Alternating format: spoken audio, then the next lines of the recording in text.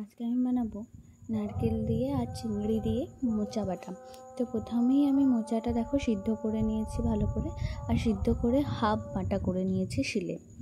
তো তারপরে আমি এদিকে কড়াইতে চিংড়ি মাছ কটা হলুদ নুন দিয়ে ভেজে রেখে দিয়েছিলাম।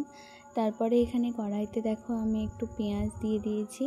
তারপরে পেঁয়াজটা ভাজা হয়ে গেলে একটু রসুন হালকা করে ভেজে তারপরে একসাথে দুটো ভালো করে মিশিয়ে তারপরে দিয়ে দিয়েছি আদা বাটা দিয়ে ভালো করে কষিয়ে নেওয়ার পরে দিয়ে দিয়েছি একটু হলুদ আর একটু জিরে গুঁড়ো দিয়ে একটু জল দিয়ে আমি ভালো করে কষিয়ে নিয়েছি। তারপরে দিয়ে দিয়েছি ভেজে রাখা চিংড়ি মাছগুলো দিয়ে একটুখানি কষিয়ে নিয়ে আমি দিয়ে দেবো সেই মোচা বাটাটা।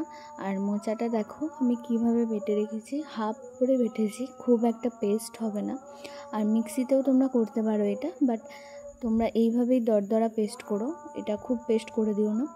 তো এইভাবে নুন দিয়ে দিয়েছি, তারপরে দিয়ে দিয়েছি অল্প পরিমাণ জল দিয়ে ভালো করে এটা কিছুক্ষণ 2 মিনিট নাড়াচাড়া করে নিয়ে দিয়ে দিয়েছি উপর থেকে নারকেল কোড়া দিয়ে এরকম শুকনো হওয়ার অপেক্ষা করেছি। তারপরে দিয়ে দিয়েছি উপর থেকে ঘি ছড়িয়ে দেখো নারকেল দিয়ে সার্ভ করেছি। তো জানিও কেমন হয়েছে।